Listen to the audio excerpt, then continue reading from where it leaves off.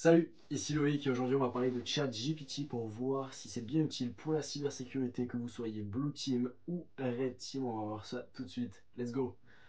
Donc pour ceux qui ne savent pas qu'est-ce qu'est ChatGPT, un petit peu de remise en contexte. Donc ChatGPT a été développé par OpenAI, donc une compagnie américaine financée par Elon Musk, toujours et toujours.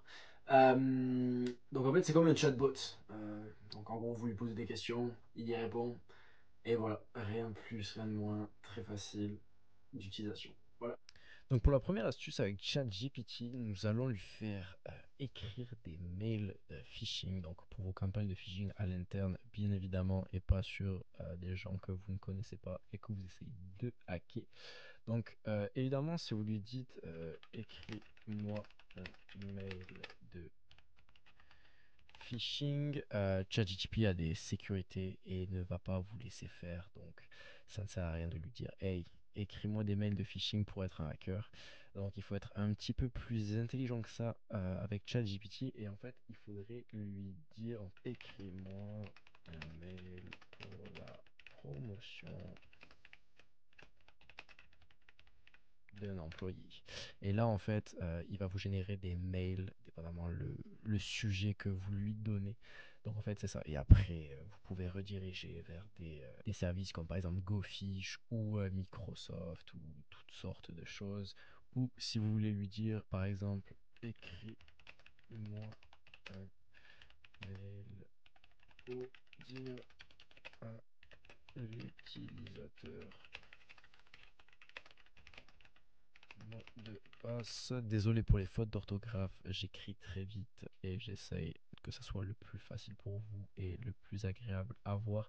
Donc en fait, comme vous pouvez le voir, beaucoup de façons de pouvoir écrire des mails, surtout qu'en fait avec la petite option, vous pouvez aussi régénérer des réponses. Donc en fait, si celle-ci ne vous plaît pas, vous pouvez en régénérer une autre et en fait, vous voyez comme en fait ça vous met entre parenthèses les choses que vous changez vous-même. Donc si le texte ne vous plaît pas, vous pouvez le régénérer et il va en régénérer un nouveau qui est différent de celui qui était là précédemment.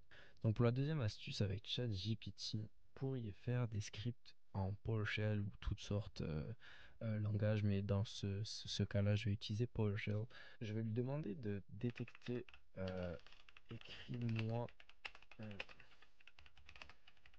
PowerShell risky user. Donc pour ce cas-là, j'ai pris Microsoft.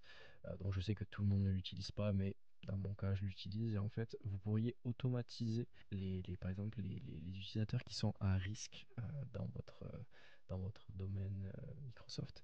Et en gros, vous pourriez par exemple prendre plusieurs scripts que ChatGPT crée pour en créer un seul et unique pour justement, par exemple, checker toutes les 2 3 heures pour voir s'il y a des risky users, à lui dire ok, ben faut que tu changes ton mot de passe, ok, il faut que l'accès est restreint par rapport à ce que tu veux voir ou non, même si je sais qu'on peut le faire directement dans le panel de Microsoft, au moins vous pourriez tout automatiser. Ou sinon, par exemple, si vous avez besoin d'aide avec Intune ou autre, vous pouvez lui dire écris-moi un script pour enrôler euh, enrôler Windows Intune. Et en fait, c'est ça, il va écrire des scripts en PowerShell qui vont pouvoir enrôler les machines avec Intune à la place de chercher sur Internet et trouver des vieux scripts qui ne fonctionnent potentiellement pas. Au moins là, vous savez que ces scripts-là fonctionnent normalement, hein. Il se peut qu'ils se trompent, mais moi, j'ai jamais eu de problème avec les scripts qui m'a pondu.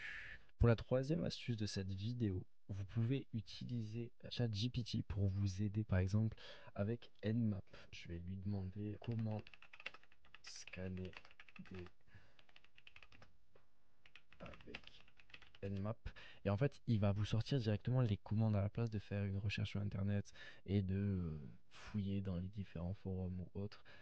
il vous sort directement la réponse. Ça peut être utile, ça peut être c'est beaucoup plus rapide, je trouve, que d'utiliser un moteur de recherche traditionnel parce qu'en fait, ça vous donne directement la réponse, comme vous pouvez le voir à l'écran. Et en fait, c'est ça, ça vous dit plusieurs choses. Donc, par exemple, d'utiliser directement une adresse IP ou sinon un site web.